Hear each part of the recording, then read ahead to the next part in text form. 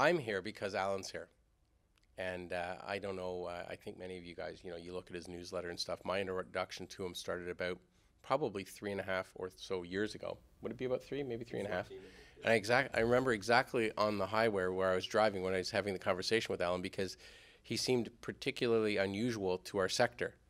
He actually had deep knowledge of accounting practices and how you would value things if you weren't crazy. And he seemed to comprehend the fact that money has certain rules of rate of return and time of investment, and that they actually want accountability and transparency. And so I was probing the hell out of him because I thought he probably was faking it. And the result turned out that I actually trusted him quite a lot, because I remember when I arrived at my destination thinking this guy could be quite helpful to the sector. The only downside of that opinion is that I got here at about 1 o'clock last night, and I'm leaving at 3 this afternoon, and if it was anybody other than Alan asking me to do it, I'd tell them to piss off. So let me begin in that it's not an infomercial. It is a recognition of the fact that the principal problem of this sector right now is it's attracting people who are not earnestly interested in creating value, but more extracting it. And that's a problem. So in Canada, I think there are very few similarities in the cannabis sector to Canada and the US, but one of them is that if you're a public company, you need to disclose that the things you're about to say could or could not be true, and you can't blame me if they're not. So why is Canopy? And maybe I should explain, many of you may have known the name Tweed, right?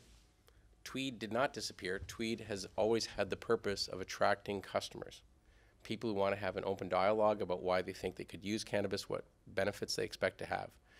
And Tweed, the name, was a thoughtful exercise in making sure that we had something that had the durability in the event, however unlikely, in 2013, that someday there may be a market which would allow adults to make a choice to buy cannabis rather than have to have it made available through a medical form. And so when I picked the name, after 6 months of the corporation having my personal corporation name, which is my family member's initials, on this occasion, Max, my youngest one, who you met, was very happy because it was M as the first initial. And he was very disappointed with the name Tweed because it usurped his name as the first letter. But Tweed was intended to be something that was the opposite of what I thought everybody else in the sector was going to do. And what I mean by that is all you have to do is look at tech companies to know exactly what marijuana companies do.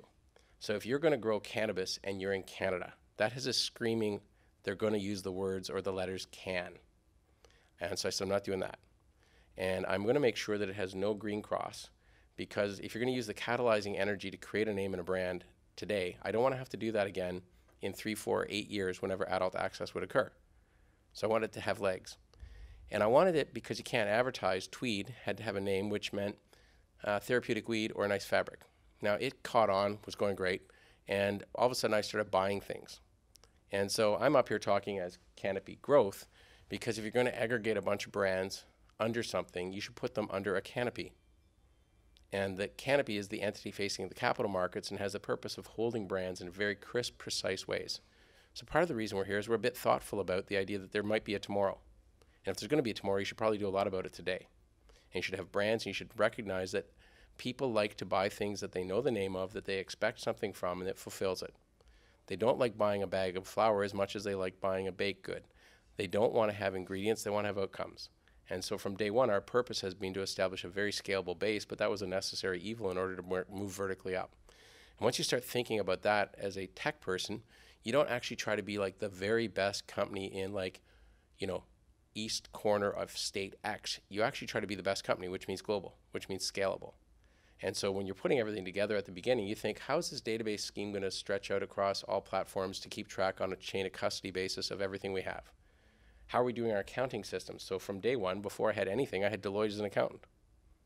Like, I had absolutely nothing, and Deloitte had agreed they'd love to be my accountant. Well, maybe I had something. I had a history of about 4 or 5 businesses, maybe 6, that they'd always been my accountant. And so the effect was that when you begin, you want to be credible, which means borrowing it for others.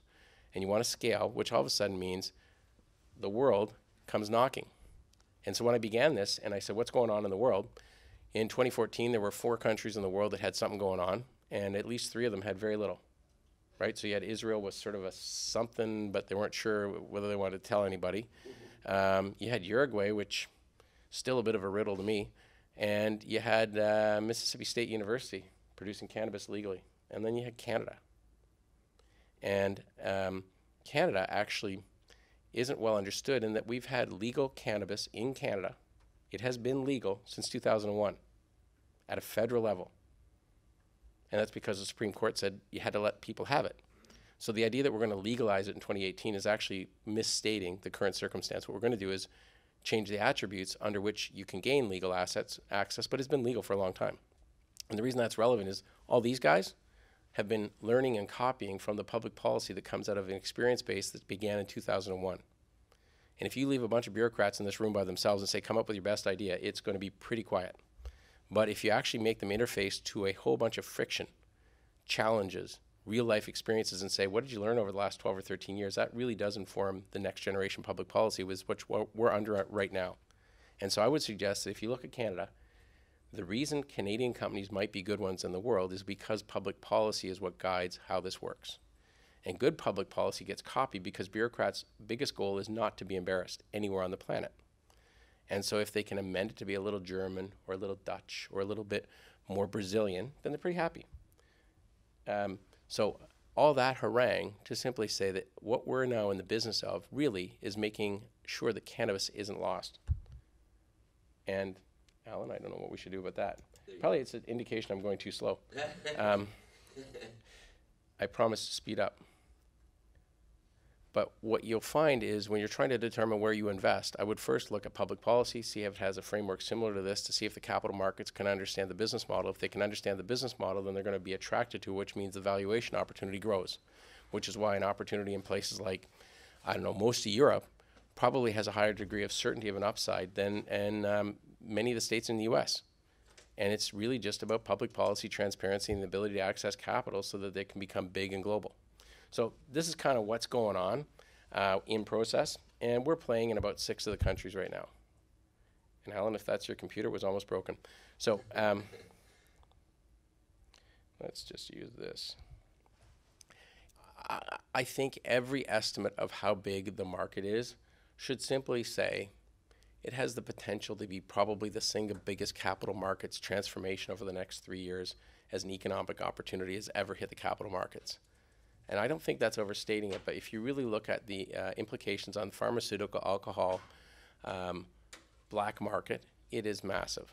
And the potential for the product really hasn't been fully explored because it's been, it hasn't been permissible. So how disruptive to how many sectors will it be? How many tobacco companies are going to quit paying dividends because they get into the cannabis space and become something that's enjoyment rather than end-of-life business? How many alcohol companies are going to have to transform into another form of an intoxicant? How many medical opportunities exist for things that are not curative necessarily, but relief-oriented that have not been properly fully expressed? And if you look at a later slide and you see the market size and the market value for all the places we touch, I think these numbers are at most just indicative of a transformation of illegal to legal, and that doesn't really express anything. So when people come into places and they want to buy things, the most difficult part of our business to date has been to maintain the crisp definition of the difference between the buying patterns of different people for different purposes. What's that mean? Well, Spectrum Cannabis is and will be our, I'll call it bright label, which is a pharma term for meaning a brand. And Spectrum is a great word because if you go to Germany and you change the C for a K, it's super German. They say, well, that's really German. It has a K in it. And so Spectrum is also a way by which you educate doctors. And we bought this in the context of one of our acquisitions, but what we really liked about the educational tool is if you do it right, patients and doctors talk about a range of products in the terms of colorations which represent various, I'll call it levels of THC and CBD, but could have other underlying differentiation, which means that when they go for a renewal of that product, they're not talking about, eat OG Kush, or they're not talking about just THC. And so I think the opportunity for our company is strong based on having brands and brands that associate with outcomes, and that over time you turn those into medical claims, you turn them into drug identification number products, but you got to have crisp brands. As we go across and get into the middle part, well, premium or adult access, as it'll become, Tweed's doing okay there. I would say our biggest problem is that we don't actually want to work with everybody who's a celebrity or thinks they're a celebrity. And we're trying to be quite selective that we think about each of the demographic parties that we want to target, what's in it for the end client, and who resonates with them. One of my favorite target segments is the 54-year-old woman with a Gucci bag, right? The ability to pay and to be selective and to be sophisticated ties very nicely to having premium products. And I don't care if you look at the evolution of the liquor sector in America, premiums or premiumization, creating brands that actually attract the capacity to pay is a big deal when you go to adult access. And the sophistication will finance creating new products, and that will create new opportunities for margin. And then we go across our black label and we sell things at, Tweed Main Street. Really what we've been trying to do is learn how to scale our business. And so when I talk about that, if you looked at Q1 2 years ago, calendar, we did about $1 million in the quarter. It was pretty hard. And then about October that year, we did about $1 million in the month. It was actually less hard than doing $1 million in the quarter. And then February 1st this year, we did $1 million in a day. That was really hard for some people and super easy for others. And the reason you do that stress test is if you think of the back half of 2018, the probability that you could be doing that kind of business every day isn't completely unthinkable. And so what you really want to know is what shit broke on Feb 1st, 2017, so you can actually button all that down and be ready when the game's really on. And so that whole customer access, scaling it up, has been kind of an informative tool. In Canada, we like rules. In the absence of rules, we make rules. In the absence of a lineup, we form one. It is we love it. Like, we actually, generally, as much as people may complain, we like buying pretty much as we can from the state. So like if you come to Ontario, the biggest population province, people are delighted to buy all of their alcohol at probably a 40% premium from the province. We're super happy that we only have about 4 banks and they each make about $2 or $3 billion every quarter, because we say we're really stable banks. Like, we don't actually justify the fact that our pockets are empty and they're super stable. But in the world of cannabis, we had a rule. And we're only allowed to sell dried flower. And that was what we provided. And then in July 2 years ago, there was a ruling at the Supreme Court that said we can sell oils. But as we like rules, the oils weren't just oils. They can't be inhaled, they can't be concentrated, they have to effectively be about the same strength as they originated on the plant. They have to be mixed, therefore, with an adjacent oil, if you will, resynthesized, so things like MCT or sunflower. And when you put them out there, they have to be a liquid at room temperature, and room temperature is even defined. And I give you all that in that if anybody thinks there isn't a rule on how things are governed in cannabis in Canada, they're wrong. And so when we finally got to move to gel caps, those are made on a machine that one I think pumps out, I can't even remember the numbers. I think it might be 14,000 capsules an hour. Could be a minute. It's a hell of a lot. And they're done in a format that's pharmaceutical. It's in a room that's what you would call GMP1, which really just means that things like the ceiling tiles cost a fortune because it's a pharmaceutical air control system. And there's a rule for that. And the rule process will keep iterating in Canada. And what we're really doing is on the beginning of midpoint of next year, when we make adult access happen, the rules are specifically clear right now that these are the products we can sell. We will not be offering concentrates, and we won't be offering edibles, and we won't be offering liquid infused oral ingestibles. That won't be available. So anybody who's out there writing a newspaper article says there's going to be a massive shortage because we need 700,000 kilograms of product to displace, which is take 700,000 kilograms, multiply by 2.2, and you got pounds. That's the amount that's required to displace the black market. Well, we're not trying to displace the black market because the rules do not allow us to make concentrates, shattered dabs, edibles, you go the spectrum. So probably we're really going head-to-head on about 40 to 45% of the total existing market. And if you think about it that way, the total supply chain right now isn't so super insufficient that we can't actually probably manage that. The real question will be at what rate are the incremental products added so that the black market feels competition across all their primary fields. And so that is really relevant when you're trying to think about investment thesis. Anybody who's got a great story on how they're going to sell vape pens in Canada probably isn't operating within the core of the law. So it's July 2018. The politicians have been very careful to make sure that we understood that it's not July 1st. And I think it's quite astute because if you're a politician, your objective should be to be re-elected. And on July 1st, we have something called Canada Day. It would very easily be mumbled to be Cannabis Day. And so I suspect that would make for an election campaign that could be a little touchy. So I suspect it won't be Cannabis Day, and it'll be sometime later in the month, which will also give the provincial authorities a greater duration of time to get ready. If you're watching the media, you'll see that no one's available to get ready for this in any of the provinces, which I don't think is entirely true. When you are a province or a municipal government and you see a tax opportunity to say we're all ready and we don't need any help and this is super easy, the probability that you're going to get a maximum allocation of the available taxes is low. Also look at, in our country, we have a Liberal government at the top and we have principally Liberal governments at each of the provinces. If you wish to win again, you probably aren't going to make our leader look super stupid. And that's because he's more popular than any of the provincial leaders. So there's a bit of haggling and a bit of complaining, but it would be a pretty tone-deaf politician who makes our prime minister, who has like terrific hair, he goes everywhere, he's like in rock and roll magazines to fashion magazines. If you want to actually win an election, you're going to get on board with him. In the first province in our country that made the rules as to what they're going to do and publicly announced them was the largest one, called Ontario. And it has an upcoming election in the next year and a bit. And it has a current leader who has the lowest probability of winning of any of the current Liberals. So I suspect the reason they announced first is it's probably an excellent way to change the channel on that topic and possibly propel her to an opportunity to at least get a minority government.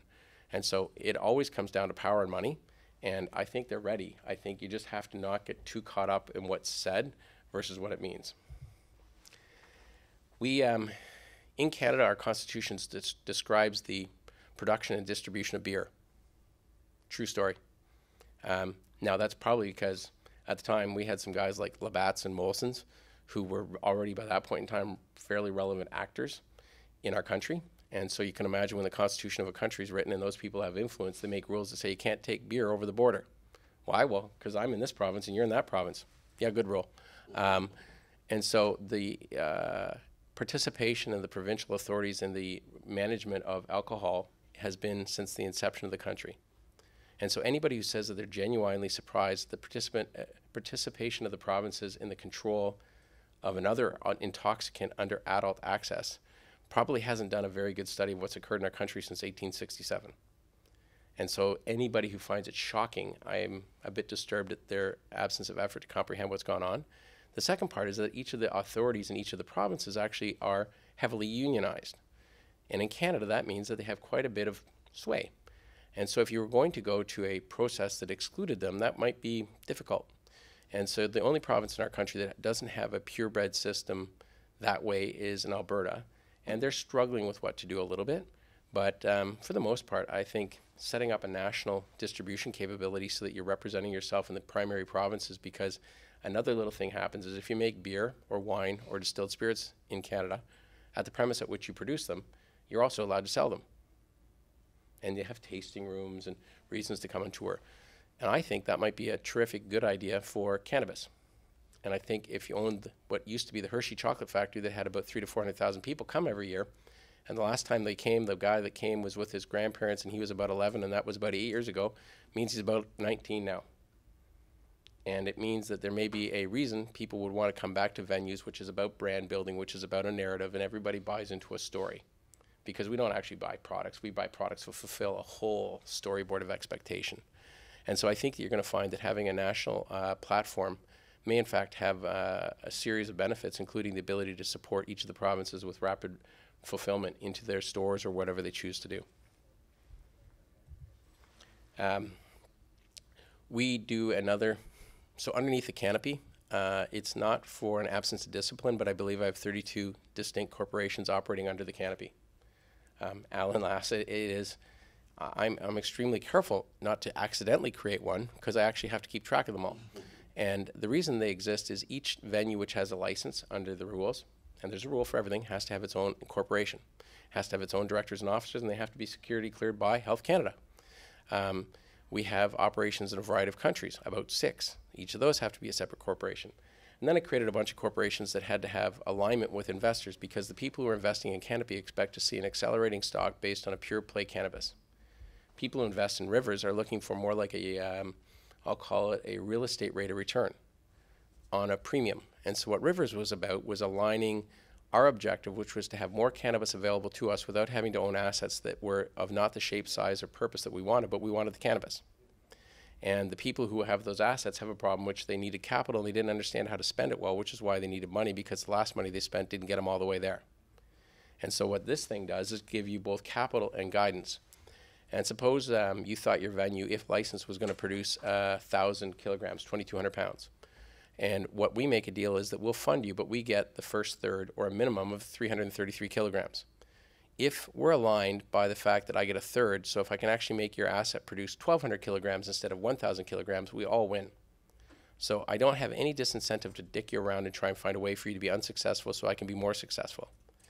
So that's kind of important. The second part is if you're able to get the license but not competent to operate it, the ability for Canopy to step in and run the venue and transition to somebody else means that the debt participation position isn't going to be stranded based on a bunch of assets that we rip apart and sell. No. This is debt, so it subordinates all equity, and it gives us the capacity to actually take it over and run it and then transition it again. So that has gone really well. We keep it reasonably quiet because it's currently a private offering, and we own, I don't know, about half or a third of it, and outside investors the balance. And so that has done a number of little things that you see there. I should have put this slide earlier, like the first slide maybe. You should ask, if you're going to invest in companies, with what frequency do they have internal discussions that talk about ERP, business reengineering, supply chain management, bill of materials, all the vocabulary you would expect from a normal business. There are no excuses for being a cannabis business and not complying with the logics of business structure. And if you use those rules as an excuse, you know, I don't need to do that because we sell marijuana, I suspect that will be a very short-term experience. And the competency of the people who have the dialogue about these systems will affect the competency of the systems. So you really want to actually have somebody who doesn't believe that when they say the word ERP, they don't have to have more depth than that. And so that has been, I think to your point, part of the reason we've gone okay from the beginning is, like, we spent a lot of time fighting about application programmer interfaces, APIs, and how we string together a whole bunch of disparate systems. How do we exclude all forms of paper in our place? How do we have a fully digitized workforce? How do we make it so that your schedule and your SOPs and your testing results at the end, even if you get a perfect score on your target levels of active ingredients and biologicals, et cetera, if you've missed one step in the entire growing process, why that product may or may not be sold. So it's about the process, not the outcome. That kind of stuff follows that. And it's really pretty boring in most people's view. I think it's critical. Like, if you're going to support a global demand chain, you better have a competent supply chain. You know, I put some of these pictures up. I probably should get one of the booze-looking ones to go away, but we're active in veterinarian too. We filed 9 patents already. We have a long arm list of more that we're putting in that are all medical, all claims-driven. Because if I hear one more person tell me, well, there's no indication or proof of efficacy, why do you think marijuana is medicine? Well, like, that's like the dumbest thing people say. And the reason it's super dumb is who was going to pay for those trials? Under what formal structure of capital would they occur? Who was going to reside on top of the intellectual property suite that you're trying to protect? Like, I'm sorry, I don't find that organized crime generally is super big on that kind of thing. So we're pushing through that. And then it cascades right into things like animal health. Because I like animals, I want to help them be well in their final years, but I also want the data set from that experience for them to help inform what we can do with humans. So as we have a trial, it's actually to try and help the old dog in his final year be more mobile, have less anxiety, perhaps inflammation management. And the data set that results from assisting the dog will be beneficial to humans, and we won't have tortured the dog. And then you move through these things where there are a number of products that I think are going to be disrupted. CANOPY Health is one of those 32 or 33 companies. We have people that we're trying to, I'll say, help them from their past deeds at major opioid producers that might have names like one of the guys or two of them is from Purdue and some of these places where they wanted to come to cannabinoids. And they wanted to do research, and they're all PhD type folks, and they're all, God, they're smart. But what they want to do is take big indications and hammer against them. And they want to put it through these cycles. And that is going very well, and it's going very quietly along because, again, that's another capital vehicle. Everybody who invested in there did not invest in here except for our seed capital. And the reason is, like, putting money in biotech is what we should all do if we actually wanted to live longer. But if we want to make a lot of money in the next year, we should not do that. And so we had to make sure we found people whose objectives were aligned with the purpose of the corporation, and that is one that will have a sort of a 2 or 3 year run before it sees any kind of listing. Where do we participate? Well, I like to follow rules. I'm Canadian. I think I reflected fairly aggressively at the beginning that we love rules. So as much as I think it can be kind of monkey business that it's federally illegal here, I can't ignore that. And so I don't participate anywhere that I don't have 100% federal, state, and municipal legalities aligned.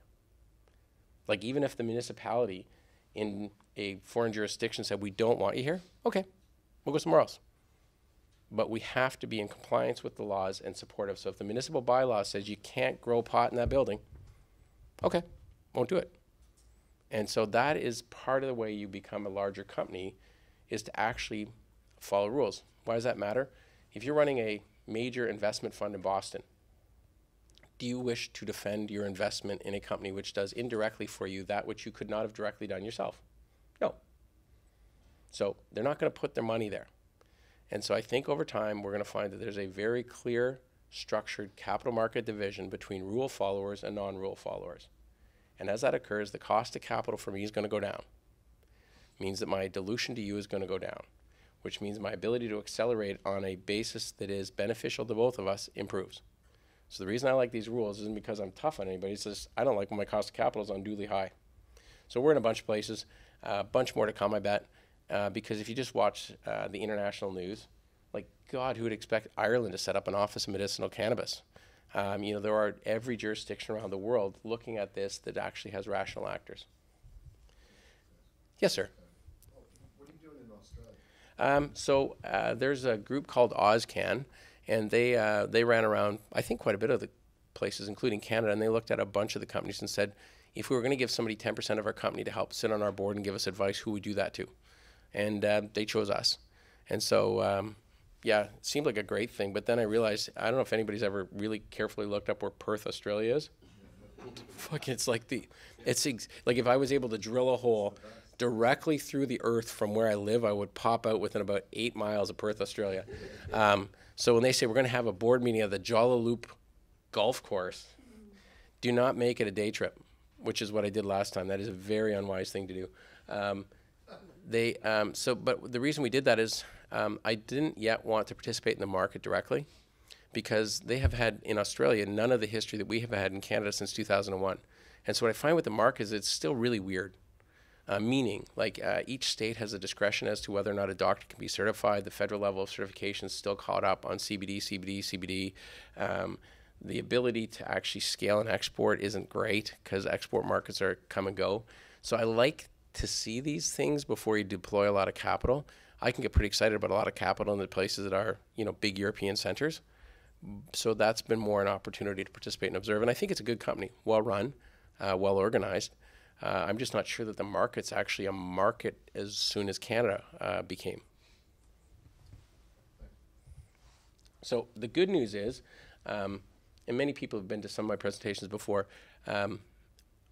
everybody talks about team, but teams are actually totally bullshit if there isn't a thoughtful process in acquiring them and assembling them, right? Like no team that plays a professional sport just lets whoever wants to play come and play, or they don't have a thesis on how the game's going to be run or the next 3 seasons that they're building for. And so like I sort of obsess on things like every time I start a business, I bring almost nobody from a prior life. And you say, why? Well, the worst thing you can have in a business is somebody keeps describing their learned lessons. And the worst thing you can have in a business is people who made wax with you last time because they think they're motivated, but they're not. They're not. Once 99% of the population, once they make a good chunk of money, in their mind they say they like working, and in their work habits, they don't illustrate the same effort as got them there. Can't blame them. Like, I'm completely screwed up is the issue. They're normal. Like, I fly out here for breakfast, so Alan says, yeah, because I'm like, I'm not going to lose. I got to win every time. But, you know, there's this idea that you can do that. You can't bring teams along. What you can do is bring lessons, because either you're winning or you're learning. And so the whole opportunity right here was to say, what is going on in our sector? So when I was building this team, I thought, to the best of my research, there is absolutely no useful information existing in the world as to how to do this. There are no published articles, there are no designs, there are no nothing. So let's assume that we have zero clue what we're doing on every day. We're going to make wax mistakes. Let's figure out how we make good mistakes and grow. And I think this is going to take at least 5 years to get anything done. So I don't want, like, I need a duration of time with people. And so everybody you'll see in these next two slides had a bunch of attributes that I was considering at the time, which were, I wanted them to be highly motivated. And I kind of tipped my hand on that. A great proxy for motivation is a mortgage. Because in our country, Canada, a mortgage is not a deductible tax instrument. Believe it or not, it is an anchor around your neck. And if you have a big mortgage, you have to pay it down, and you don't get to deduct the cost of the interest against your income. It's just a net liability. So I want everybody to have a mortgage. And then I wanted everybody to be moderately immobile in terms of where they could geographically relocate to, which the best proxy for that is if you have children between the ages of 2 and 12, it is very hard to convince your husband or wife you should leave the company, rip everybody out of school, and go do something fresh like the next day. But if you see, like I've been in tech when you got all the kids in the valley, and you know, they can get pissed off in the morning and have a new job by lunch, and they don't give a shit where it is. I like those things. And the other part is if you're going to have really good fights when you don't know anything, you need to actually have people whose brains operate in multiple ways, which means if you have an undergraduate, say, in engineering and a law degree, or you have a math degree and an MBA, or you have pick these combinations, it means they have like really good arguments because they're overlaying a bunch of things in the same way as you would to try and solve a problem in engineering or business or whatever. So the first guy, 2 kids, 3 degrees. First degree was math, then he was a derivatives trader, then he did a law degree, and then he was a political support guy, and then he did a master's of law, and then he decided that even though he'd done a master's of law at Cambridge, and he's a pretty smart guy, he hadn't figured out he didn't like being a lawyer until he was done his master's. And so Mark came on. He is the most productive smart guy I've ever worked with. Tim had been all around Europe doing business re-engineering for Vodafone. He'd been financial controller for a few countries. He'd done a bunch of different things, but he's quite a vital guy. He looks a little older than he is. He has his youngest kid's 8, and his eldest is 16. And what I like with him is he's very focused on structure. Olivier comes from Versailles. He has a McGill engineering degree, and he went to Harvard for an MBA, and McKinsey tracked him and thought he was a pretty smart guy, so they took him all over the world. Fortunately, his wife, oh, and by the way, all the guys so far, his wives are from Ottawa. And so his wife has a terrific job. She's also a PhD. And they have a couple kids, and I think it's usually much better to be in the same city more than 5 weeks of the year as your wife. So the McKinsey thing's good, but it's not really an awesome lifestyle. So he's with us. Amanda had about 15 years at Pfizer running their neurological pain education programs. And she's got a little kid and just bought a nice boat, and there's a good river in Ottawa for that. Rade is the only guy on my team that has a criminal conviction, which does add some grit. He also is probably the only one who had a stock trading account, I think, when he was 9. He is one of these guys that was the founder of in Canada, we have cannabis dispensary clinics a decade ago. Those were for people who actually genuinely wanted the AIDS patient to be able to gain access to cannabis, which was actually clean and properly presented, and they were safe, and they were sure of supply. They weren't entrepreneurs. They were passionate people, and he was the person who headed that up. First guy to, and when the new regs came to Canada, he thought it was a good idea to move to them because they were achieving his goal. And then the guy who just joined us, Dave, had a choice to be CMO, Chief Marketing Officer of Molson Coors in Canada, and he's done some great things in that world, or come and do this with us. And what I wanted in him is we interviewed, you cannot imagine how many people think they should be the Chief Marketing Officer of the biggest marijuana company in the world. And most of them will be really good at creative, but we need is an architect. Because if you're going to actually engage in every jurisdiction we want to engage in every program we want to engage, you have to actually have somebody who doesn't do the work but structures the work. And so it's funny, he looks like he would head accounting, but he's super smart at how to structure and how to theme and how to pull alignment together. And so those are the people who actually do work. And that's kind of where we play across. You know, we're spending a lot more time on trying to build a vertically integrated triangle. So I think that specialization will be a good thing, but not now. Profitability will be a good thing someday, but it's a bad idea now. Because what you're trying to do is build a vertically integrated group that allows you to have differentiated medicines and branded products that are of a huge scale, global, and of high quality. And so I have described my intent not to be profitable until it's completely unavoidable. And I don't know that that's more than a year away. That's all I have to say about that. So just a little warning, Bruce will be presenting as part of a panel in about 20 minutes. So. Is that a warning so they don't attend? I'm not sure I understand. No, but just so, you know, we're going to have to be quick on the questions, but go ahead in the back. Yeah, and I'm sorry I missed the first 5-7 minutes. It's when I gave the free stuff out, man. Sorry about that. I saw in the map that you put a big X, red X on the US. So. Well, so I love coming to America, which is why I don't wish to cross the border having broken a federal law. And I love having Deloitte as my auditor, so I can't touch the plant operations in America. But that's because of the federal law. Meaning, if that's changed, that X goes down. Hey, man, I'm all over those other locations, getting ready for. Now, devices, formulations, all of that stuff. We love I'll call it residual opportunities related to the product, but not directly touching it that we can actually implement and evolve. We're all over that. But as much as I'd like to believe that it's not federally illegal, I have a bit of a problem because I read the Washington Post from time to time, like every day, and I find they're fairly clear that this is not going away, and it is federally illegal, and that the Constitution of America does provide for state rights, but it doesn't allow them to extinguish the federal authority. And so as much as we can all talk about one thing, I only deal with, if I ask an auditor or a macro investor, and they tell me, no, for sure, it's illegal, then it's for sure illegal, and I just stay north of the border or south of the border. And do you see it coming anytime soon? Man, if you want to be, the best thing to be as a good guest in any country is to not even comment on the politics of that country. How do you view real estate on your balance sheet? Largest marijuana company. It's so there's only one thing in Canada that we can't yet do, which is take tangible assets like real estate and get proper loan instruments on a complete scale. I've had some luck with certain credit facilities from Federal Farm Association events, but the reason we buy the underlying asset rather than leasing a building in which we make the changes, or if we lease it, we have to have a right to buy, is if I take a building that's 150, 200,000 square feet, and you can pick a price depending on geography, but it's going to call it a $10 or $20 million building. If you look at the value of the real estate asset when you buy it versus all the leasehold changes you put in it, you multiply the purchase price with the assets you put in it. And if you don't own the underlying asset or have the right to trigger ownership, when real debt's there, I can't actually revolve a mortgage onto it and extract my equity that I've used to put those leaseholds in.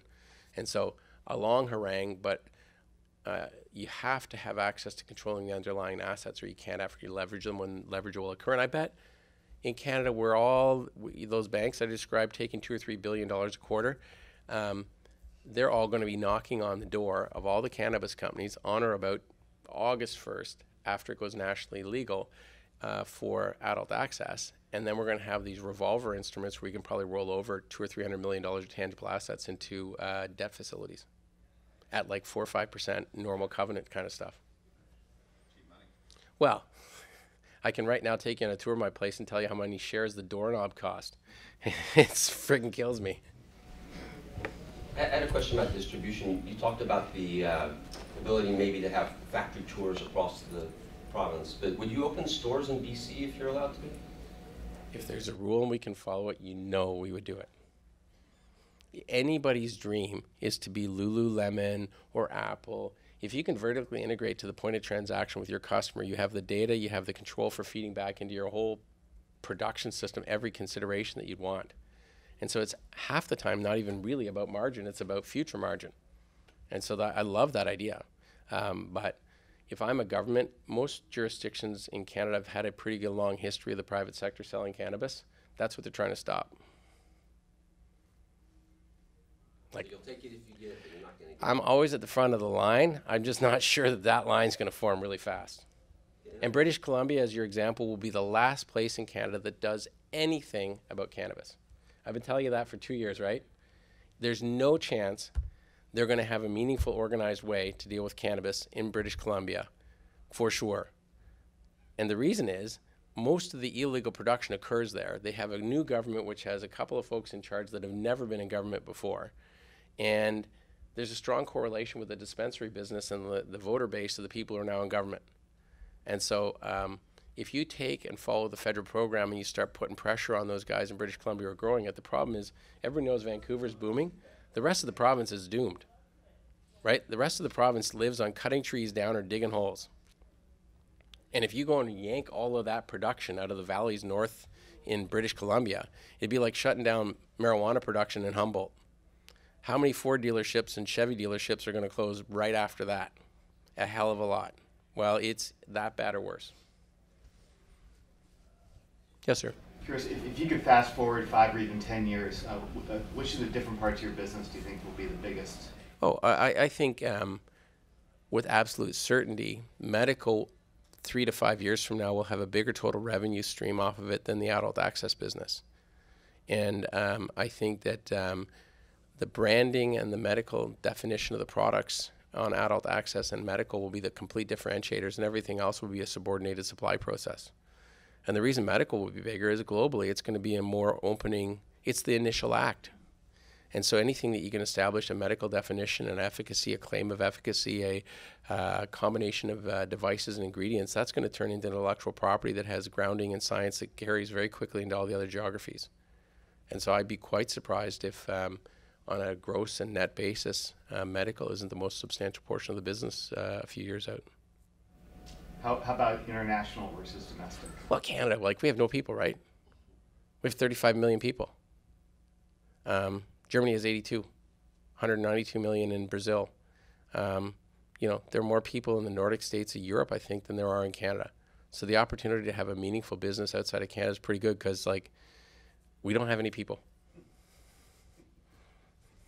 Like, I came down here, they actually now changed the census for the day.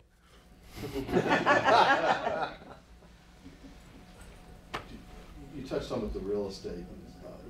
After the adult use, do you expect the institutional money from? Absolutely. Like just waking up to the fact? Well, no. I should be clear. Institutional money coming into Canada will require that we have a governance of our capital markets. Like the SEC in the U.S., love them or hate them, you still respect them. You know they're serious, they're legit. You do something wrong with, you're offside. Canada, we have no national entity for governing our capital markets behavior. State by state, province by province. And so the effect is, like, you get seconded to go to this national thing, which doesn't even have an office, really. It's just a nonsense game. And so the capital markets will not see a major inflows from major U.S. institutions until the rules of where capital can be redeployed are clear. Because if you're running one of the big Boston funds, are you going to defend that, well, the company I invested in doesn't break the rules even though the regulators don't enforce them? No way. So I think that the capital markets participation is going to be governed by the ability to say that there's actually a crisp regulatory environment, and I don't know when that'll happen. Now, Europeans, they're looking more at it than Americans. Well, they should, right? I had one last question on... No, the lady at the back gets it. Sorry, Al. Go ahead. If we were to try and organize ourselves in the U.S. in 3-5 years, what are the things that you're seeing right now in the way Canada is structuring the legal cannabis market that you think we should take away and try and apply here? Good question. Not sure I have a great answer. I think people across our country have no doubt that there's a uniformity of what they're getting. I would be super aggressive. Where our regulators have become more aggressive is a testing of what's not in it that's not supposed to be in it. So we bought a few companies that didn't follow rules. And I would say that I look into some of the U.S. states, like Colorado's cranking up what they're going to test for. Why? Because people were cheating. And so I think that you have to do a leap into the regulated market, and the leap looks like super stringent rules. Now, by that point in time, I'm probably a super outlier, but in 3 to 5 years, I'm not sure that anybody's going to want a federal full opening up in America. Because if I had never had a real good business and I lived in Colorado, I'm now one of the 8 or 100 or 1,000 producers, I probably have the best income I've ever had in my life, and I actually have employees rather than being unemployed. And that goes state to state to state. as soon as they make it nationally, federally regulated, are there any producers in Colorado? 5? I have no idea. But they're for sure on 1,000. And so, like, I suspect over time, the interest of the individuals will be better served by having it fractured than consolidated. And so that'll be a funny thing. The tax authorities too. Well, tax authorities, the lobbyists against it. I think the longer it goes on in this mode in America, the more the interests get complicated. And so I suspect if I were inside the game, I'm not sure I'd be cheering as loudly as I would have been 5 years ago for a national framework. My self-interest almost always guides my self-interest. And so I think it could be more complicated. Damn it, I just talked about politics in America. I'm a bad guest. Hey, Bruce, I have one last question. I think, I know you have to get downstairs. I think on the last call you said you expect your business to be more weighted towards international than not to just Yeah. back to the population. But I wonder about the capital part. How much capital is it going to take to be the global leader? I think, you know, you start having a distinct position after you spend about $500 million. No, you do. Like, and the reason is $500 million can't be spent in a year. It means that you've been in an endurance race for probably 7 or 8 years, and you're layering capital on capital on capital, which means you're building a vertically integrated business, that you're layering a whole bunch of research. And so when you spend about $500 million, you've probably done something that's sort of thick. Yeah. Okay, well, thanks, everybody. Thanks, Bruce. Yeah.